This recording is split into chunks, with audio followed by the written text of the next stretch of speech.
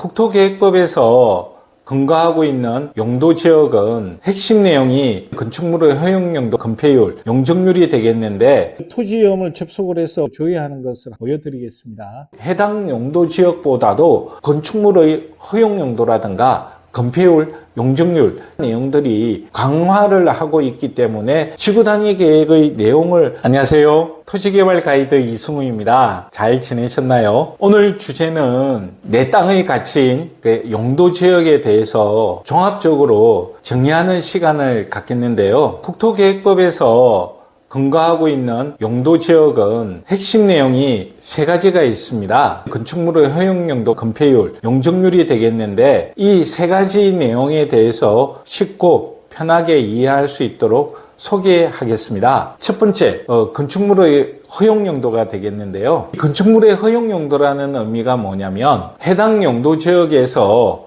법으로 정한 건축 가능한 용도가 되겠습니다. 우리가 많이 살고 있는 아파트를 예를 들어 보려고 하는데요. 아파트는 모든 용도 지역에 다 개발할 수 있는 건축물이 아닙니다. 아파트가 개발할 수 있는 용도 지역은 네 가지 정도가 되겠습니다. 제2종 전용 주거지역, 제2종 일반 주거지역, 제3종 일반 주거지역, 준주거지역, 이렇게 네 가지 용도지역이 국토계획법에서 전국 공통으로 정한 용도지역이 되겠고요. 내가 살고 있는 아파트는 중공업지역이라고 알고 있는데 이상하다라고 생각하시는 분들도 계실 텐데요. 해당 시군 도시계획조례에서 중공업지역에 아파트가 가능하도록 허용을 했기 때문입니다. 상업지역에 아파트에 살고 있는데 라고 생각하시는 분들도 계실 텐데요. 상업지역의 아파트는 주상복합 아파트에만 가능하다라고 생각하시면 되고요. 단독인 아파트는 개발이 불가합니다. 또 하나 궁금하신 분들도 계실 텐데요. 주거지역 중에 제1종 전용 주거지역과 제1종 일반 주거지역은 아파트 개발이 안 됩니다. 그러면 이러한 용도지역에서 아파트를 개발하려면 어떻게 해야 되느냐라고 했을 때 대표적인 것이 지구단위 계획을 통해서 용도지역을 상향을 해야 됩니다. 이 부분은 참고로 이해를 하시면 좋겠습니다. 또 하나 한번 예를 들어 볼게요. 오피스텔은 건축법상에서 업무시설로 분류가 되는데요. 오피스텔 경우에 개발이 가능한 용도지역은 준주거지역과 준공업지역, 상업지역입니다. 상업지역에는 중심, 일반, 근린, 유통 4개의 용도지역으로 세분이 되는데요. 내가 소유한 오피스텔은 방금 이야기한 용도지역이 아닌데요 라고 생각하시는 분들도 계실 겁니다. 그 이유는 앞서 이야기했던 중공업지역 사례와 마찬가지로 해당 시군 도시계획조례로 오피스텔을 허용을 했기 때문에 가능하다라고 이해를 하시면 됩니다. 허용용도는 국토계획법에서 정한 허용용도와 시군 도시계획조례에서 정하는 허용용도, 이 두 개의 개념을 이해를 하셔야 될 것 같습니다. 방금 이야기했던 이러한 내용을 다 외우고 숙지해야 됩니까? 아닙니다. 토지위험이라는 홈페이지에서 직관적으로 확인을 할 수가 있다는 점 강조를 드리고 홈페이지를 보여드릴 텐데요.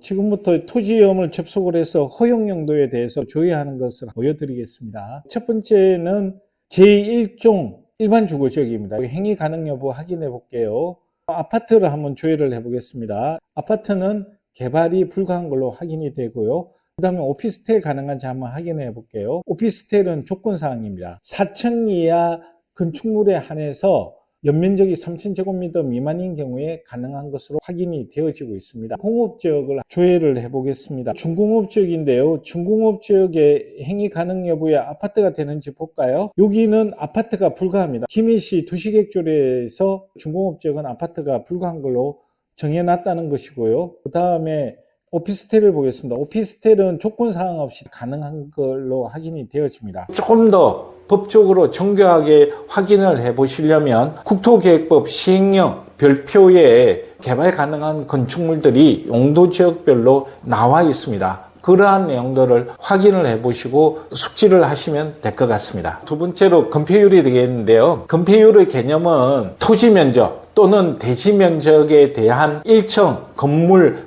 바닥 면적의 비율이 되겠습니다. 예를 들어 볼게요. 땅이 100평인 경우에 건폐율이 60% 이하로 되어 있다고 하면 1층 건물 바닥 면적은 60평 이하로 개발이 가능하다, 이해를 하시면 되겠습니다. 건폐율이 높으면 높을수록 좋은 건축물이 대표적인 예로 두 개가 있는데요. 첫 번째는 공장이고 두 번째는 창고가 되겠습니다. 건폐율은 용도 지역마다 차이가 있는데요. 주거 지역 경우에는 50에서 70%, 상업 지역은 70에서 90%, 공업 지역은 70% 이하, 녹지 지역은 20% 이하, 관리 지역은 20%에서 40%로 용도 지역 세분을 하여 적용을 한다라고 보시면 되고요. 여기서 하나 이해를 하실 게, 해당 시군 도시계획 조례에서 건폐율의 상한선은 정할 수 있기 때문에 해당 시군 조례를 확인을 해 보시는 것이 정확하다라고 할 수 있겠습니다. 조금 있다가 용적률과 합쳐서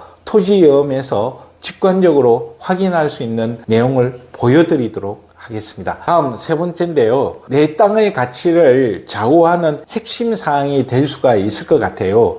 용적률의 개념은 땅의 면적 또는 대지 면적에 대한 건축물 바닥 면적의 합계인 연면적의 비율이 되겠습니다. 예를 들어 볼게요. 땅이 100평인 경우에 용적률이 200% 이하까지 개발이 가능하다라고 하면 건물 연면적은 200평까지 개발을 할 수가 있다라는 의미가 되겠습니다. 용도 지역별로 차이가 있습니다. 주거 지역 경우에 500% 이하, 상업 지역은 1500% 이하, 공업 지역은 400% 이하, 녹지 지역은 100% 이하, 관리 지역은 100% 이하, 이렇게 용도 지역별로 가장 높은 용적률을 예시로 들어서 말씀을 드렸는데요. 이 내용도 해당 시군 도시계획 조례마다 각각 틀립니다. 즉 동일한 용도 지역이라고 하더라도 A 도시와 B 도시의 이 용적률의 상한선이 차이가 있다라는 겁니다. 방금 말씀드렸던 내용도 외우실 필요가 없습니다. 토지위험에서 건폐율과 용적률, 이러한 내용은 직관적으로 확인을 할 수가 있는데요. 토지위험에서 접속을 통해서 어떻게 확인을 하는지 보여드리도록 하겠습니다. 계획관리 지역의 건폐율과 용적률을 한번 확인을 해볼게요. 메뉴바를 클릭을 하시면 아래와 같이 나옵니다. 건폐율은 조례에서는 40%인데 성장관리계획이 수립된 경우에는 50% 이하를 적용을 하고요. 용적률 경우에는 100% 이하, 성장관리계획이 수립된 경우에는 125% 이하로 되어 있습니다. 두 번째로 일반 상업지역을 조회를 해볼게요. 건폐율 용적률 좌측에 메뉴바가 있습니다. 건폐율은 60% 이하 라고 되어 있고 용적률은 1000%로 되어 있습니다. 국토계획법보다도 건폐율과 용적률은 부산시 여건에 맞춰서 좀 강화를 한 것으로 보여집니다. 건폐율과 용적률도 어렵지 않게 조회를 할 수가 있다라고 말씀을 드리겠습니다. 네 번째인데요. 용도 지역만 숙지를 하고 있으면 얼마나 좋을까요? 지구 단위 계획이라는 내용을 이해를 하셔야지 내 땅의 활용법에 대해서 정확하게 이해를 하실 수가 있습니다. 모든 땅에 지구 단위 계획 구역이 지정이 되어 있는 것은 아니고 대부분 정비사업지구라든가 개발사업지구에는 이 자동으로 지정이 되고 일부 지역에는 지구단위 계획구역이 지정이 되어 있습니다. 토지용 계획 확인원에서 지구단위 계획구역이라고 확인하는 순간 지구단위 계획에 대한 내용을 확인을 하셔야 됩니다. 지구단위 계획의 내용을 확인을 해야 되는 이유는 대부분 해당 용도 지역보다도 건축물의 허용 용도라든가 건폐율, 용적률 내용들이 강화를 하고 있기 때문에 숙지를 하셔야 된다는 이야기고, 필요하면 지구 단위 계획을 변경을 통해서 원하는 용도라든가 개발 규모를 맞출 수가 있겠습니다. 지구 단위 계획을 확인을 해 보셔야 된다라고 다시 한번 강조를 드리겠습니다. 오늘 영상은 여기까지고요. 다음 시간에 뵙도록 하겠습니다.